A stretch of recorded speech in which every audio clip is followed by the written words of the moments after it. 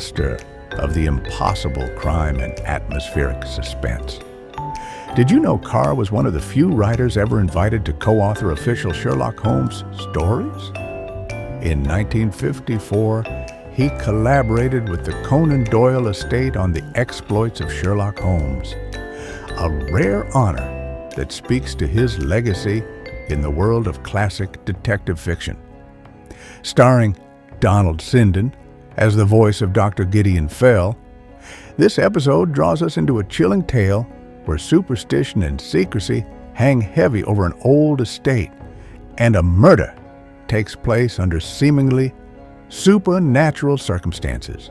Can Dr. Fell cut through the fog of whispers and illusions to uncover the truth? Stay with us as we unravel the haunting mystery of He Who Whispers. Dear Miles Hammond, the Murder Club is to hold a dinner at Beltring's restaurant in Soho on Friday next at 8:30 p.m. Our speaker will be Chief Superintendent Hadley to tell us the story of an intriguing and unsolved mystery which I think might interest you. I realize you're not a member of the club. Perhaps you'd care to come along as my guest. Dear Dr. Fell, thanks for your invitation, which I have much pleasure in accepting. As I probably told you, I shall be in town later this week interviewing applicants for a secretarial post, so it'll suit me very well. After a lifetime study of the history of crime, my late uncle has bequeathed his library to me, and I have now acquired a house full of sinister and bloodthirsty tales, so the Murder Club will be an appropriate meeting place.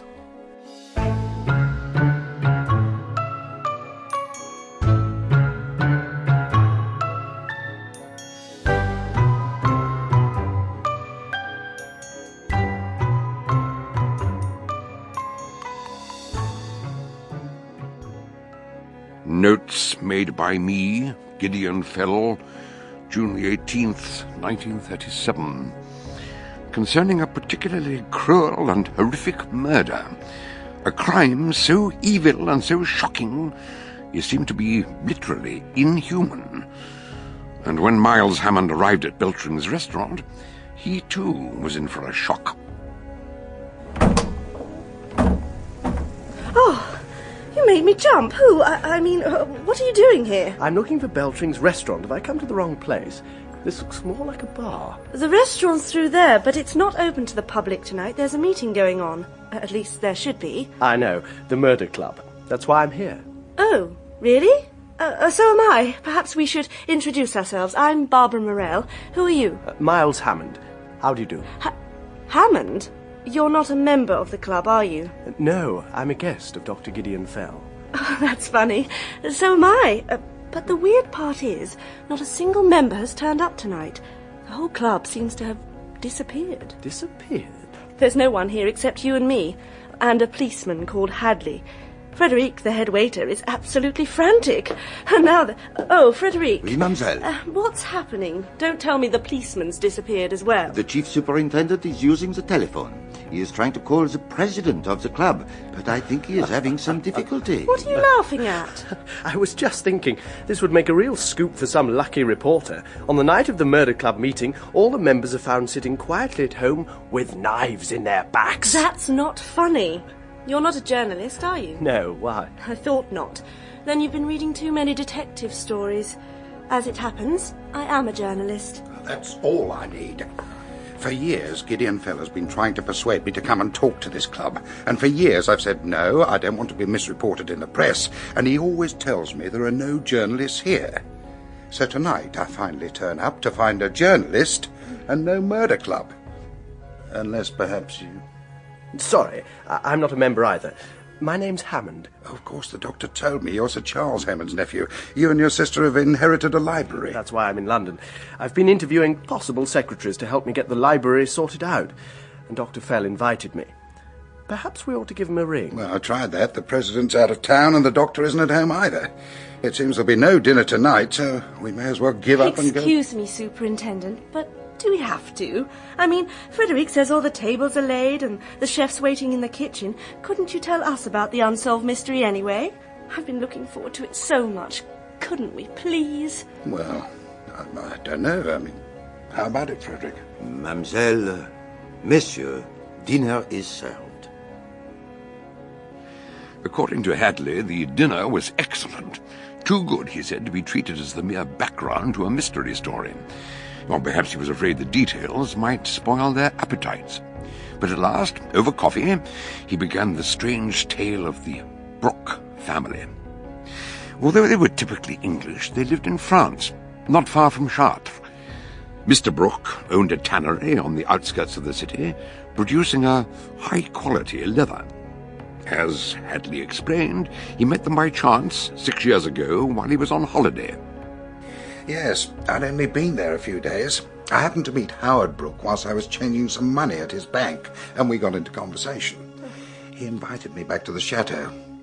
It had a perfect setting, beside the river, and there was an old tower by the water's edge with a crumbling stone staircase spiralling up to a lookout platform at the top. I shall never forget that tower as long as I live. Why? Hang on. I've set the stage. Let me describe the characters. Brooke was in his 50s, his wife a few years younger, and they had one son, Harry, in his 20s. Brooke wanted the boy to take over the family business when he retired, but Harry had other ideas. His dream was to go to Paris and study painting. There were plenty of arguments about that, I can tell you. A waste of breath, as it turned out. They're all dead now, anyway. What's the matter? You're shivering. No, it's nothing. There must be a draught from the door. Please, go on. But still, they seemed to be happy enough until... Until? A newcomer arrived from England. Howard Brooke's personal secretary, Miss Fay Seaton. Fay Seaton? What was she like? Very intelligent and very beautiful. Of course, Harry fell for her and asked her to marry him. At first she refused him, but he was very determined, and presently she changed her mind. His parents weren't any too pleased about that. Perhaps they wanted someone better for their son. No, it wasn't that. Look, here's a photo of her. Though black and white doesn't do her justice, she had hazel eyes, a creamy complexion, and auburn hair. Now, tell me, can you see anything wrong in that face? What do you mean, wrong? Well, there were certain rumours. Some people believed she was dangerous. In spite of that, Harry and Fay announced their engagement. And that was when Mrs. Brooke phoned my hotel and begged me to come at once. She was afraid something terrible was about to happen. When I got there, she told me her husband was desperate to put a stop to the marriage. So desperate, he'd drawn £2,000 from the bank.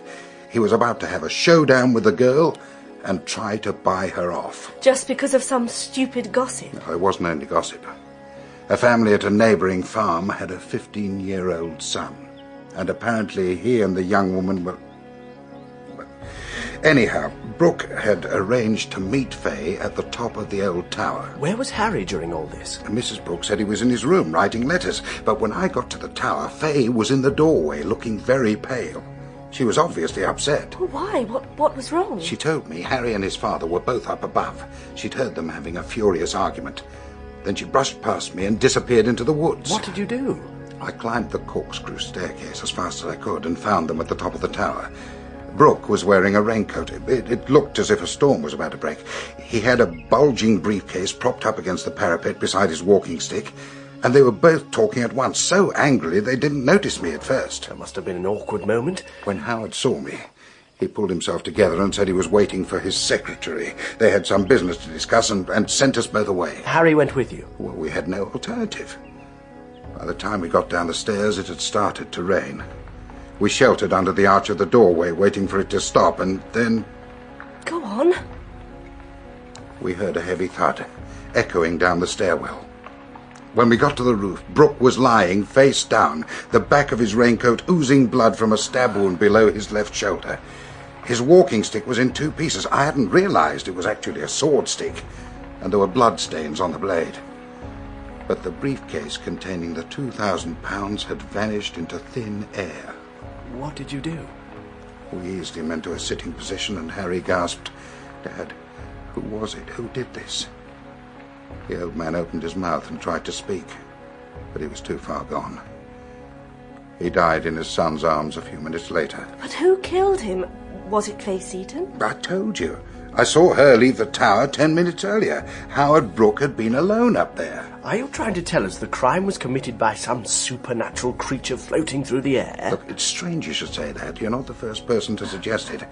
There are a lot of weird superstitions in that part of France. But what happened next? Did the police arrest Faye Seaton? Pardon, Superintendent. I'm sorry to interrupt, but there is a telephone call for you. Would you excuse me? I'll tell you the rest later, as far as I can, at least. I shan't be long. When he left them, there was a long silence. Barbara and Miles were both wrestling with the story they had heard. Eventually, Miles spoke up. Penny for them. Sorry? A penny for your thoughts. Well, to be honest, I don't know what to say. Suppose I say it for you. It strikes me you're a lot more interested in Faye Seaton than you are in the murder club. Perhaps. But so are you. You keep staring at that photo. You're fascinated by it, aren't you? Well, yes, I suppose I am in a way. And you're wondering what it would be like to fall in love with her. In love?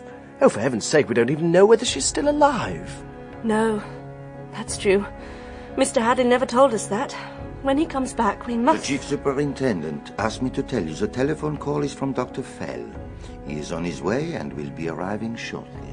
Oh, well, goodbye, Mr. Hammond. It's been very nice to meet you, but I must be going now. You can't do that. The old boy would be a bit annoyed if he turned up and found you weren't here. Not half as annoyed as if he found I was here. Excuse me, I really can't stop. No, wait! But she was already out of the door. Miles asked the head waiter to make his apologies and dashed after her, down the stairs and out of the building, just in time to see her hailing a cab at the corner of Frith Street. Hang on. Where are you going? Home, of course. Let go of my arm. And where's home? Earl's Court. Now, will you please let me go? Couldn't be better. My hotel's in Kensington. I'll drop you off on the way. Whereabouts in Earl's Court? Redcliffe Square, but... OK, driver. Redcliffe Square and then the Royal Park Hotel.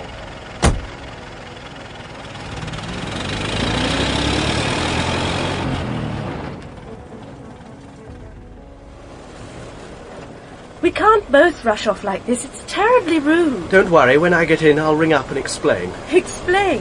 What is there to explain? I was hoping you'd tell me. After all, you arranged all this, didn't you? I don't know. What do you mean? Somehow you cancelled that dinner tonight.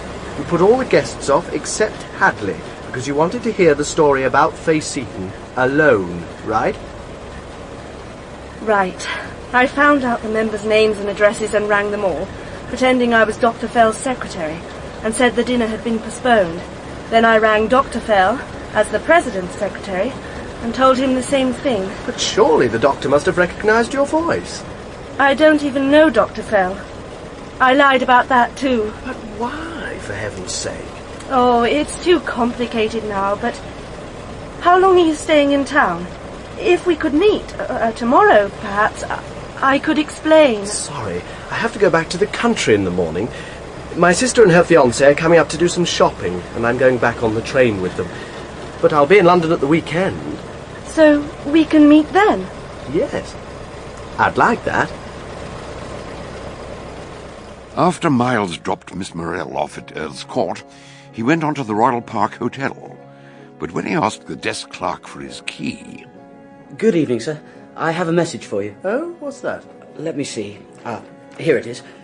A young lady telephoned earlier. She said you'd applied to an employment agency for a librarian to do some cataloguing. I did. They promised to send someone at 4 o'clock. I waited until nearly 7, but she never turned up, so Oh, she was very sorry. She'd been held up. She wondered if you could see her tomorrow morning instead. Yes, I think I can manage that. Did she leave a name? Yes, sir. The name is Seaton. Miss Faye Seaton. The following afternoon, Miles met his sister Marion and Steve, her fiancé, in the buffet at Waterloo Station. He'd allowed plenty of time before they caught the train, because he had something to tell them. I'm sorry, Miles. I don't understand. Who is this Miss Seaton? I've never heard of her. Nor have I. Perhaps it would be easier if you began at the beginning, old man. Very well. 6 years ago in France, she was involved in a murder case. Local people had accused her of immoral behaviour, and then her employer was found dead in mysterious circumstances. Really? Well, I'm sure that's very interesting, but why are you telling us? Because I met her this morning. I've engaged her to come to Greywood with us. to catalogue the books. You're not serious. I really believe he is. What made you do a thing like that? I don't know. I'd made up my mind to have nothing to do with her. Then she told me she had trained as a librarian. No wonder Hadley at the murder club gave me an odd look when I said I needed someone to sort out the library. Did you say the murder club? Yes, that's when I first met her. Superintendent Hadley was involved in the case at the time. This morning I met her and, well, now I've hired her, so she'll be travelling down with us. I thought I should tell you first. Well, thanks, but as I it happens... suppose she spun you a heart-rending story and played on your sympathy. Look, I'm trying to tell you Far something. from it. She doesn't even know I've heard about the murder. We simply talked about the job, that's all. Will somebody please listen? That's right, darling. Try and make him see sense. No, Miles must do whatever he thinks is right. But the thing is, I'm not coming down to Greywood this evening. What? I thought you said... Well, I kept trying to tell you in the taxi, but you never listened. There's a crisis at the office. I can't leave things in a mess. We'll get it sorted out tonight, and then I'll come down first thing tomorrow. Sorry, but needs must. Oh, well. What time train? I'll catch the 7:30. And don't you dare mess about with the kitchen boiler. I know its little ways. Yes, all right. But I want to hear some more about this girl. Tell me about her. I think you'll like her, but you won't mention any of this, will you? Don't say anything that might bring up the past. She's been through a very bad time. Oh, of course. Actually, I'm rather glad she'll be there to help me get the house straight. You know, I think I'll let her have my bedroom. The guest room needs a spring clean and I can sleep in the garden room. Oh, I've always thought it must be lovely to wake up and walk straight out. There you go. You ask Miles to tell us about the girl and then you never let him get a word in edgeways. Oh, sorry. Go on. Tell us about her. I'll try. But anyway, you'll soon see for yourself. She's going to meet us at the platform. I wish I'd been there when Miles introduced Fay to Marion. Two charming ladies, not dissimilar in age and upbringing, yet on a deeper level, totally different. However, they seemed to get on very well. The journey passed pleasantly enough, and by the time they reached Greywood, they'd become friends. After supper, Fay insisted on helping with the washing up, and then Miles showed her the library, with books piled from floor to ceiling. I did warn you, didn't I? It's going to be a very long job. I shall enjoy it. And your sister has been so kind. I feel at home here already. Oh, yes. Marion will make sure you're comfortable. She offered to move out of her bedroom and let me have it. But I said I wouldn't dream of it. I'd sooner be on the ground floor anyway. Oh, why's that? Oh, no special reason. I just feel more comfortable. And the garden's so lovely, and the air smells so good. Yes, you'll notice the difference, coming from London. You'll sleep like a log tonight. I hope so. Why? Do you find it difficult to sleep? Sometimes. Mind you, it can be awkward. A friend of my uncle coming down by car actually fell asleep at the wheel, ran smack into a tree. Luckily, he wasn't badly hurt, but it could have been very nasty. Yes. That's how Harry Brooke was killed, in a car crash. What? You know all about me, don't you? I suppose Marion told you. I asked her not to. She didn't say it in so many words, but she hinted. I just wanted to tell you how grateful I am for giving me this job. I was nearly sent to the guillotine for Mr. Brooke's murder. But how did you get to hear about it? Someone called Hadley from Scotland Yard told me. Ah, in the end, it was Mr. Hadley who persuaded the French police that there was no evidence against me. I'll always be grateful to him. And now he's helped me again. We kept in touch. And when he heard through Dr. Fell that you were looking for someone to catalogue a library, he suggested I should apply for the job. I see. I never realised. Of course.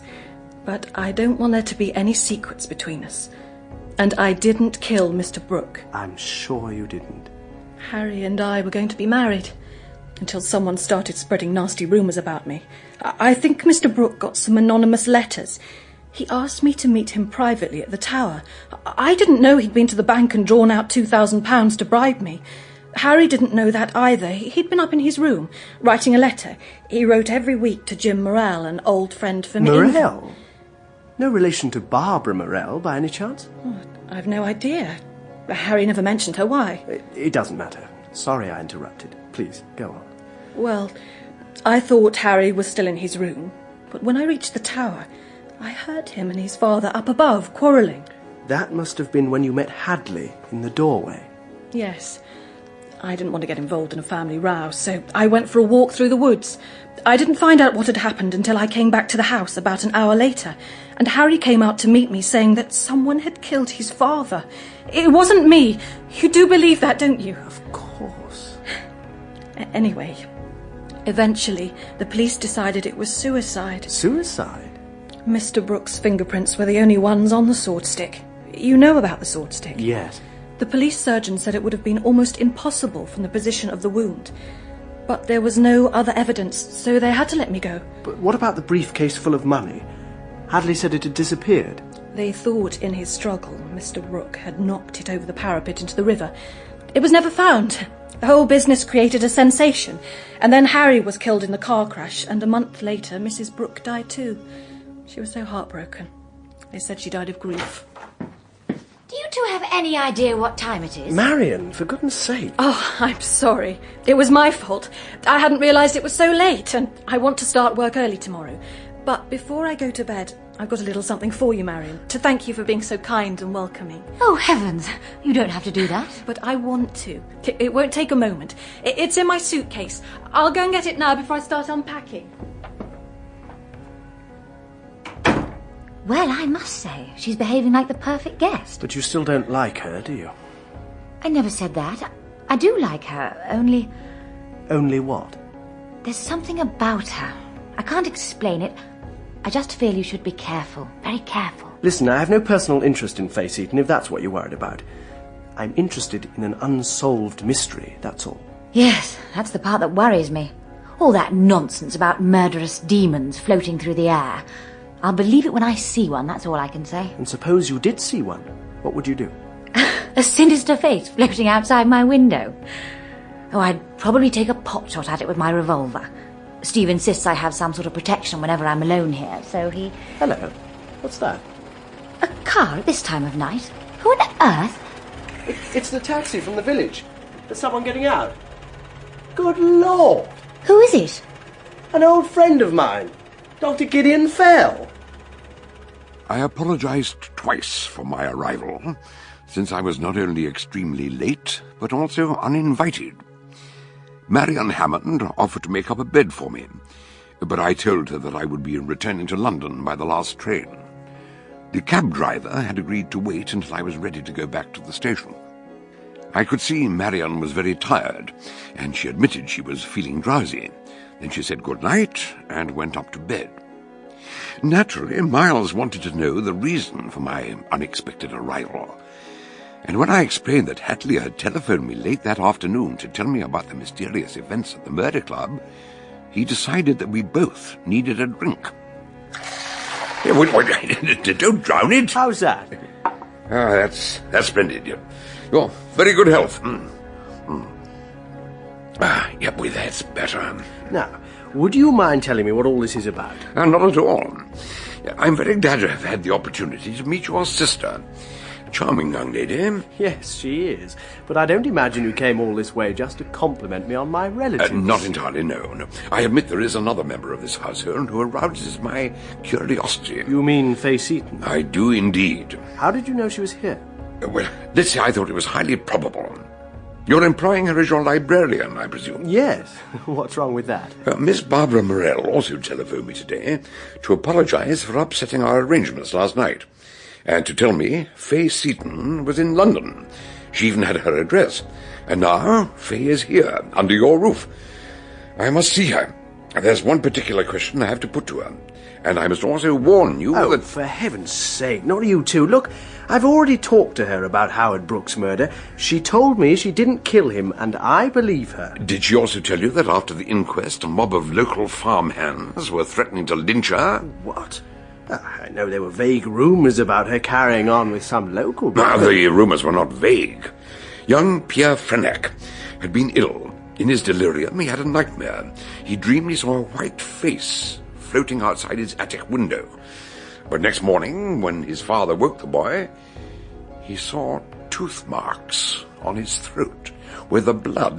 That's ridiculous. They actually believed that Faye was... They believed in vampires, in the undead. Those were the accusations made in the anonymous letters sent to Howard Brooke. That was why he tried to break his son's engagement and buy her off. And that is why he died. Are you telling me you believe that vampires exist? I certainly believe in the existence of evil, which is why I warn you to be on your guard. Evil forces have struck once, they could strike again. So, before I leave tonight... You're not leaving. We'll talk about this in daylight and let a little sanity into it. And tomorrow morning, when Marion hears the rest of the story... You've already told your sister about it. Oh, of course. In fact, I asked her what she would do if she met a supernatural horror floating in midair. And what did she say? She said she'd probably fire a revolver at it. Anyhow, this question you've got to put to Faye. If it's really important, I'll go and fetch her. What? Dear God! Marion! When Miles switched on the light, we found Marion Hammond in her bed. In her hand was a small revolver. Her eyes were glassy and unblinking, her face chalk white. On the bedside table was a photograph of Marion with her fiancé. Happy and carefree, very different from the helpless woman who lay before us.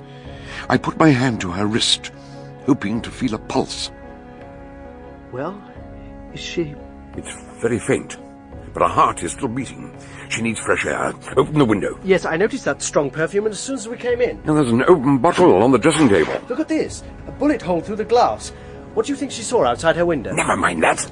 Is there a local doctor? Yes, Dr. Gilpin in the village. It was lucky I'd kept the taxi waiting. Within 10 minutes, the doctor was at Marion's bedside, and with his help, she began to regain consciousness. In the meantime, Miles had gone in search of Faye Seaton. He found her, out in the moonlight, in a grey dressing gown, wandering through the garden like a ghost. I heard a shot. What happened? We're not sure. Marion was unconscious with the gun in her hand. I thought she was dead at first. Yes, I know. You know? I'd been asleep, but the shot woke me. I heard you go upstairs, so I slipped on my dressing gown and ran up after you. The bedroom door was open, and when I looked in, I saw... Well, you know what I saw. You're still trembling. I should have ran upstairs. I have a weak heart. But I never stopped to think, and then when I saw her... What happened? I still don't understand. Nor do we. She must have been frightened by someone or something outside the window and took a shot at it. You mean a burglar trying to break in? Yeah, that's impossible. Look up there. The window's 15 feet from the ground. And yet she saw something, and it frightened her so much she nearly died. Oh, this can't go on. It mustn't go on. Oh. Good evening. Miss Seaton, I believe. I'm sorry if I startled you. Faye, this is Dr. Fell, an old friend of mine. Dr. Gideon Fell? You caught the 6 Ashes murderer and the poisoner at Silbury Cross? You embarrass me, madam. Let's say I'm an old buffer with an unfortunate habit of getting mixed up in murders. How is Marion? Dr. Gilpin says she'll recover, but it was a near thing. I understand that you were the last person to speak to Miss Hammond before she lost consciousness. I was? Miles told me that you were going to give her a present of some kind. Oh, that was nothing. Just some French perfume. I thought she might like it. She did indeed. We found it already open on her dressing table. But during your conversation, she didn't appear to be nervous or apprehensive about anything. No, not at all. Hello there. I wondered where you've got to. Dr. Gilpin, may I introduce Miss Seaton? She's also staying here. How do you do? Please, tell me, how is Miss Hammond? Well, I'm glad to say she's out of danger, though she needs a rest for a day or two. I'll look in again tomorrow morning to see how she's getting on. I don't imagine anyone slept very well that night. I know I didn't. But by daylight next morning, everything seemed to be getting back to normal. Until the telephone rang. Hello? May I speak to Miles Hammond? My name is Barbara Morell, and... Barbara, that's amazing. I was going to try and get in touch with you. Were you? Why? It's rather complicated, but listen, if I come up to town today, could I possibly see you? Yes, I suppose so. There's a train at 9:50. It takes about 2 hours. Where would be a good place to meet? I'll be at Waterloo to meet your train. Terrific. I can't go into it all now, but... Well, there was a very nasty business here last night. Hang on, I think there's someone... Dr. Gilpin, is that you? No, it's me. Morning. Steve, come in. I'm on the phone, but I won't be a moment. Sorry, where was I? You said something about last night? Yes, something happened in my sister's room that seems beyond belief. Look, we'll talk later. All right. I'll see you at midday. Yes, I'll be there. Bye. What was all that about?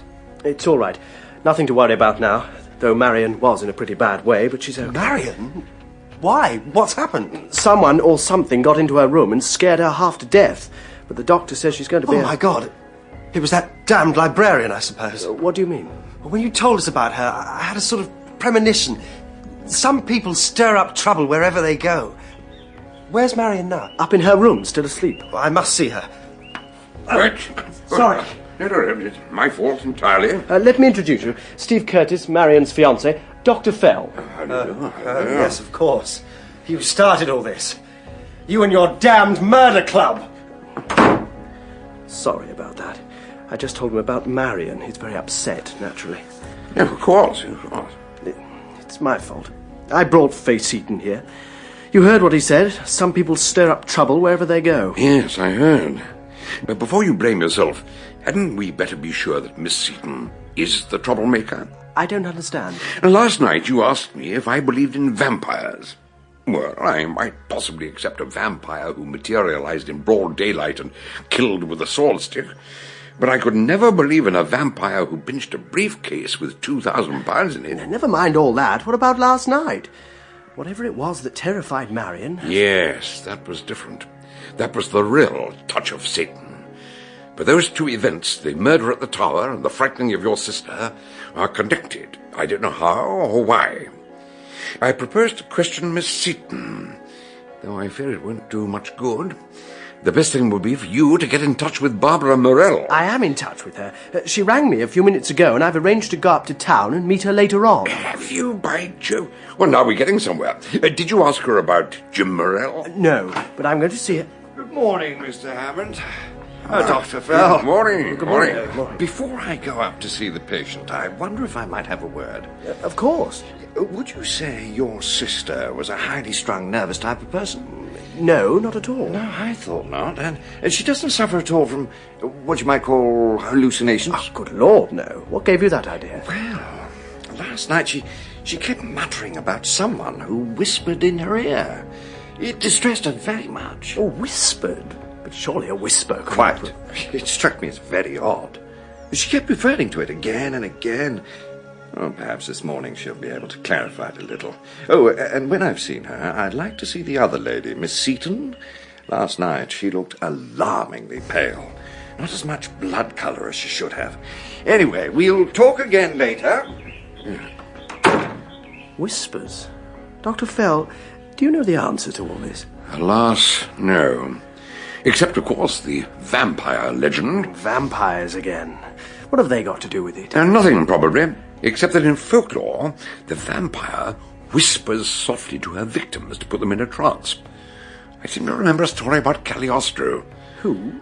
Count Cagliostro, the 18th century wizard, prophet, alchemist. He gave a dinner party once and summoned the ghosts of 6 great men from the shadows to sit down to dine with 6 living guests. According to his biographer, at first, conversation did not flow freely, which might be rather an understatement.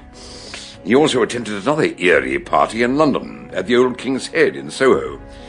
Oddly enough, not far from the restaurant where you met Barbara Morell. Oh, Lord.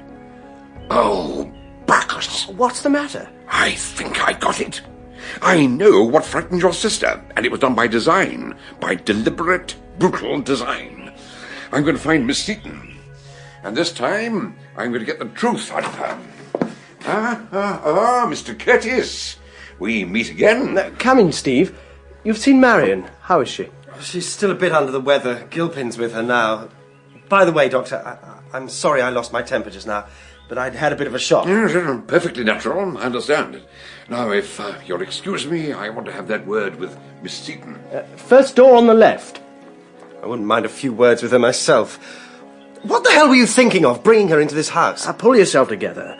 Marion's going to be all right. Well, no thanks to you. You don't give a damn about your sister, do you? All you care about is that infernal little slut you picked up out of the gutter. For God's sake, calm down. What's wrong with you? I'm sorry. I shouldn't have said that.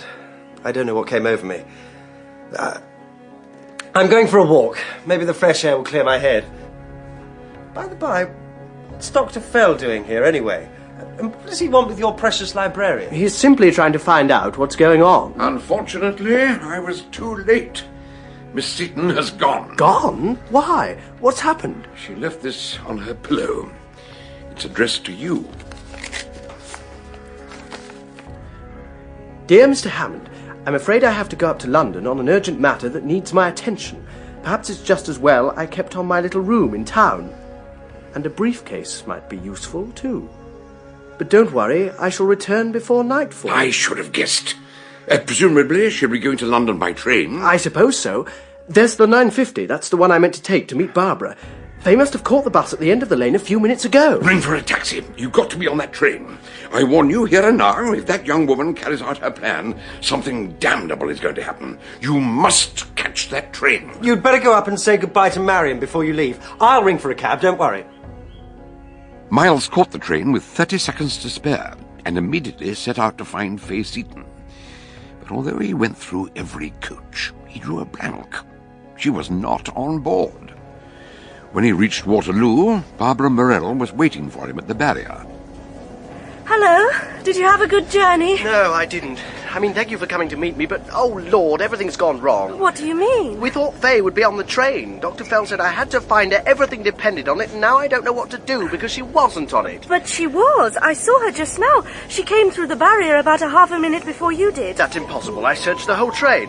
Hey, I thought you'd never met her. How did you recognize her? From the photo Mr. Hadley showed us, remember? Oh, yes, of course. Which way did she go? I've no idea. There were so many people about her. Hang on. Dr. Fell said you knew her address. Yes, she lives in Camden Town, 5 Bolsover Place. What's the quickest way to get there? By underground. Right. What are we waiting for? I don't want to keep pestering you with questions, but what's so urgent about finding her? Does the name Jim Morell mean anything to you? Of course. He's my brother, but you can't possibly connect Jim with any of this. He's in Canada. He's been living there for years. How did you hear his name? Fay Seaton said Harry Brooke used to write to him. Oh, yes. Jim knew that unspeakable swine. But I thought everyone seemed to like Harry. Oh, yes. Good old Harry. Jolly good chap. Only I know a few things about Harry Brooke. And about Fay Seaton. Now, look, I don't care what you say. I happen to believe in Fay Seaton. Everyone thinks I'm mad. You weren't the only person who warned me against her. I did nothing of the sort. I wasn't trying to warn you. I was hoping you might be able to help her. I only wish I could, but... Fay Seaton is the most terribly wronged person I ever heard of.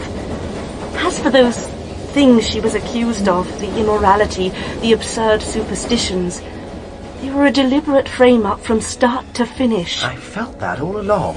But who'd want to do anything so... Harry, of course. That charming young man was a cruel, ruthless devil determined to get his own way. Hello, this is Camden Town, quick! But it was too late. Absorbed in conversation, they'd missed their stop and had to travel on to Kentish Town.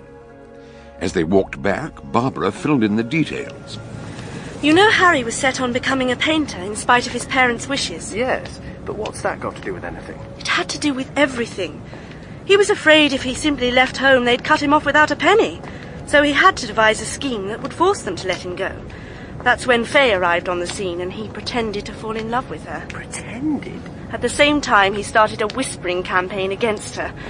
He even bribed a 15-year-old boy to scratch his own throat and tell some nightmare tale about vampires. And he sent his father anonymous letters, hinting at some terrible secrets in her past, so his parents would beg him to break off the engagement. The plan was he'd finally come to them, shedding crocodile tears, and say, "All right, if I give her up, will you send me to Paris for 2 years so I can try to forget her?"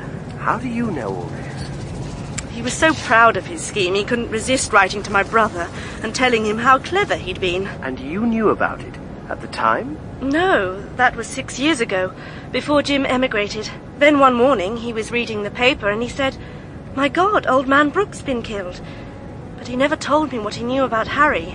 And a few months later he went to Canada. So how did you find out about Harry's plan? And Fay? After Jim left, I spring-cleaned his room, and I found all Harry's letters in the waste paper basket. I shouldn't have read them, but I did, and I kept this one. I always carry it with me. Look, it's the last letter Harry sent to Jim, the day his father died. His writing's awful. Let me read you the last page. Go on. Here we are. Something terrible has just happened. Someone killed Dad. He was alone at the top of the tower, but someone stabbed him. God knows how. Must get this in the post quickly. For God's sake, don't tell anyone what I've been telling you. If Faye went mad and killed the old boy, I don't want anyone to know I've been spreading gossip about her. It wouldn't look good. I never meant anything like this to happen. Yours in haste, H.B. So she isn't guilty. She isn't guilty of anything, and yet somehow or other she believes she's damned forever. I'm certain of that. What's worse, she's in danger. We must find her before it's too late. Don't worry. Here we are. Number 5. As they entered the house, a stale, mildewy smell broke over them like a wave. A woman on the ground floor told them where to find Faye, and they climbed the steep, uncarpeted stairs to the second-floor landing. Who is it? Hello, Faye? What are you doing here? Did you follow me? I had to. You may be in danger. You startled me. Who's that with you? Hello, Miss Seaton. This is Barbara Morell, Jim Morell's sister. She's very anxious to meet you. In fact, He stopped short as he saw, lying on a side table, an old briefcase, dried and cracked, still bulging, but with the flap open. And beside it was a wad of banknotes, stained with rusty brown patches. Oh, yes. They're bloodstains. Mr. Brooks' blood got on them when he... Faye, for God's sake. I shouldn't be here. I'm not needed. Miles, I'll leave you and Miss Seaton. No, please. Come in, both of you, and close the door. Thank you. And perhaps you'd switch the light on. I'll just draw the curtains. We don't want anyone across the street to spy on us. But the briefcase, the money, I don't understand. You can't be guilty. We have proof of that. The accusations against you are trumped up by Harry Brooke. Oh, yes. I've known that all along. Then why didn't you say so at the time? Because... Oh, what difference does it make now? What difference? But the damned briefcase. Is the rest of the money still there? Of course. I only stole it. I didn't spend any of it. I have no right to ask, but what else is inside it? Who's there? Superintendent Hadley, Metropolitan Police. Mr. Morell, Mr. Hammond, good afternoon. And Miss Seaton. It's been a long time. Yes, it has. What are you doing here? I had a call from Dr. Fell. He told me what happened at Greywood last night and asked me to keep an eye on you. It's all right, Faye. The doctor's concerned for your safety. He's concerned for everyone's safety. He also asked me to put a question to you, Miss Seaton. I understand that last night, after you heard the shot, you went upstairs to Miss Hammond's room. You found Dr. Fell and Mr. Hammond already there. Then you turned and ran away. Apparently you saw something there which upset you very much. Did I? I don't remember. I'm afraid I find that difficult to believe. You saw something that shocked you so much you ran out of the house hardly knowing what you were doing. Why not tell us what you... At that instant, though no one touched the switch by the door, the light went out. With heavy curtains across the windows, they were plunged into darkness. The door opened, and something rushed into the room. What the hell? No, don't! I'll open the curtains! Faye, are you all right? It's gone! The briefcase! It's gone! I must get it back! Before Miles could stop her, she rushed past him, out of the door and down the stairs. In her headlong flight, she didn't notice the briefcase, which had been tossed aside on the landing. Miles picked it up and called after her over the balusters. It's all right, Faye. The briefcase is here, and the money's still inside it. Nothing else except a few bits of stone. Never mind. Miss Seaton, come back! God, come and give me a hand. At the bottom of the stairs, Faye Seaton lay very still. Her face had a deathly pallor. Is she all right? I don't know yet. I seem to remember she has a weak heart. Yes. Call an ambulance. She shouldn't have tried to run like that. I think it's finished her. Several hours later, Miles and Barbara were still waiting for news from the hospital. She may recover, you know. Yes. I just wish I could understand. She knew all along that the slanders, the anonymous letters, were all the work of Harry Brooke, so why didn't she tell anyone? Perhaps she still loved him, in spite of everything. I don't know. Neither do I. Why is Hadley keeping us here? Why can't we go to the hospital? Who is it? Yeah, it's only me. Hello, Miles. And Miss Morell, I believe. Gideon Fell. Dr. Fell? Oh, I'm so sorry about the other night, the restaurant. Don't give it another thought. When Hadley rang and told me what had happened, I caught the next train. I've just come from the hospital. You've seen her? How is she? She's alive. I can't tell you much more than that. How long she lives depends upon her will to live. But I have to tell you, Faye Seaton is a doomed woman. I know she's innocent. This is the letter Harry Brooke wrote to Jim Morell on the day his father was killed. Thank you. You'll see, he admits he manufactured all the malicious stories about Faye. The whole thing was a pack of lies. And yet a crime was committed. 2 crimes have been committed, and they were both the work of the same person. The first was unpremeditated and slapdash.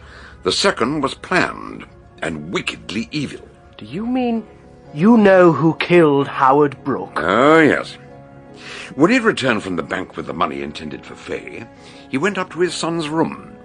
Harry wasn't there, but he found an unfinished letter on the desk, this letter, containing a resume of Harry's scheme. You can imagine how he must have felt. Then he went to the tower to keep his appointment with Faye. I believe he wanted to apologize to her, but he never had the chance. Go on. When Harry heard his father had been to his bedroom, he guessed he must have read the letter. He pulled on his coat, now don't forget there was a storm threatening, and hurried to the tower.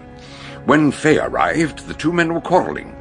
She heard how Harry had used her to carry out his plan, and went away completely shattered. Then Harry lost his temper, snatched up the sword stick, stabbed his father, and then they heard Hadley entering the tower. Mr. Brooke's immediate instinct was to cover up for his son.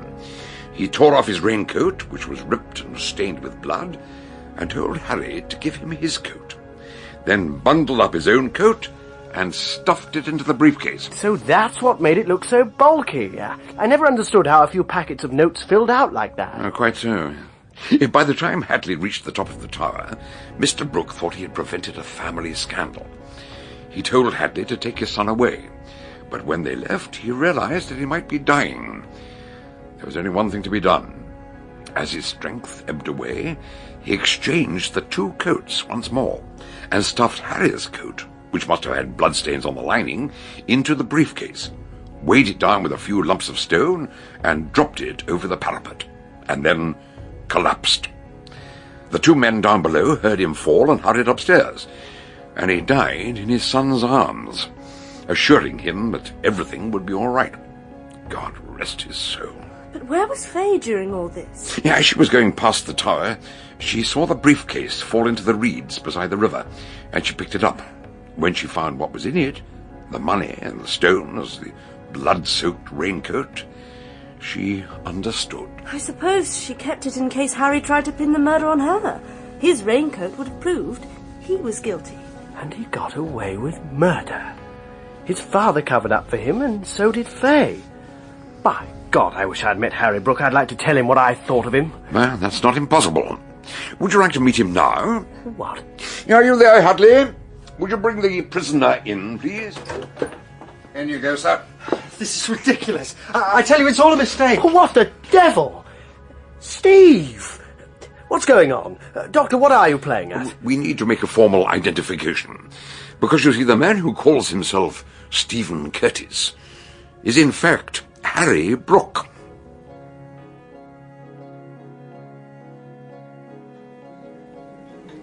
But, Doctor, I feel as if I'm here under false pretenses after what happened last time in this restaurant.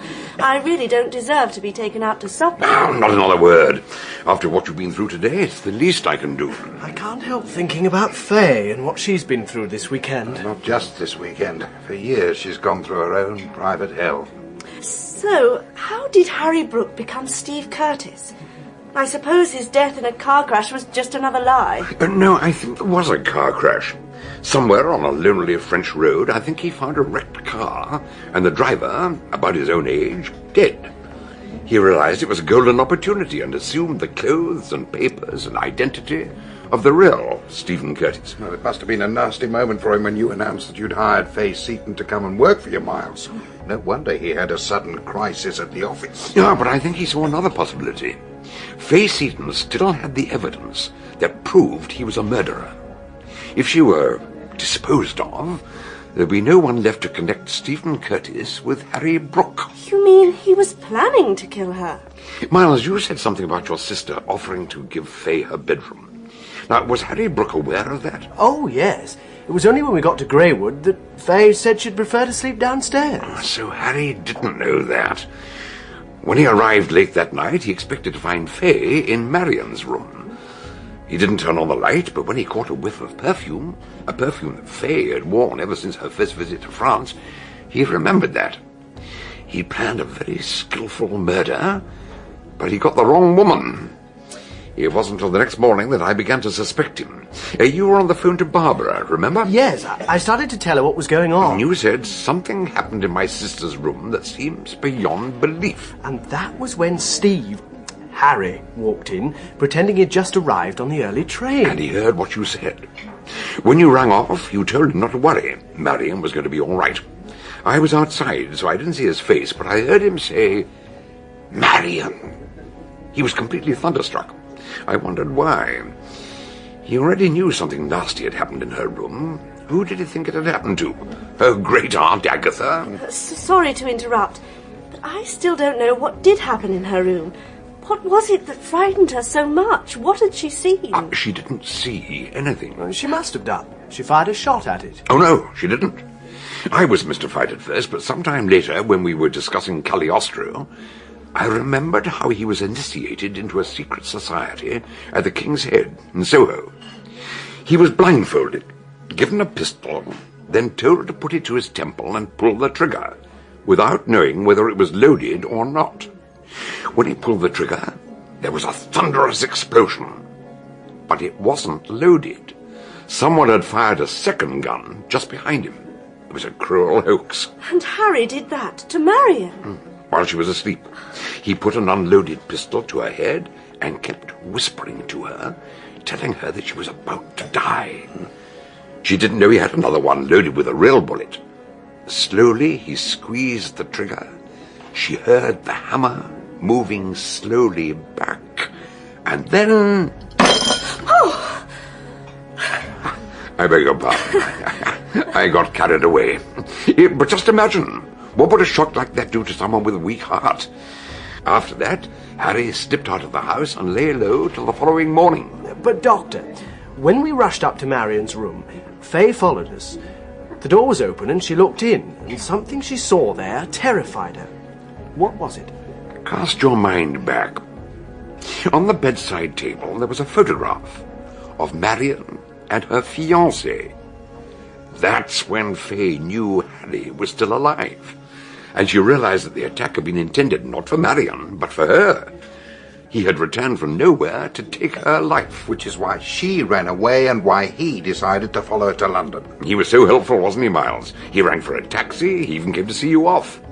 And as the train began to pull out, he jumped into another compartment. But I searched the whole train, looking for Faye. You were looking for a woman. No doubt he kept a newspaper in front of his face. You wouldn't have given him a second glance. But I never saw Faye, either. I think I can explain that. If a train's really crowded, I have a quiet word with the guard. If you ask nicely, they sometimes let you travel in the guard's van. And of course Harry didn't know Faye's address, so he followed you two, hoping you'd lead him to her. And you did. She warned him in the note she left that she still had the incriminating briefcase in her possession. And he had to get it back. He pulled the switch in the fuse box on the landing, and he nearly got away with it. He chucked the briefcase. It was the raincoat he was after. He ran out of the house, still clutching it, slap bang into the officer I'd left outside. I'd say Marian had a lucky escape. I hope you can explain that to her, Miles. Oh, yes. But Faye wasn't so lucky. As you said, Mr. Hadley, She's been through hell. And yet even now there's some quality in her that won't let her speak out to denounce the man she had once loved. She might only have a few months to live. She's sick at heart, without hope, but she... Excuse me. What's the matter? I'm going to her. Miles, don't be silly. You hardly know her. Whatever crazy plan you have in mind, it's bound to end in disaster. I don't care. I'm going to her. And for the second time, Miles Hammond left Beltring's restaurant, hurried down the stairs, and ran out into the night. Thank you for tuning into Detective Radio. We bring you new episodes of mystery, suspense, and thriller stories every week. To keep getting our updates, give us a like and subscribe and hit the notification bell. For those looking to lend a little extra support, follow the link in the description. Good night, stay alert. Until the next crime.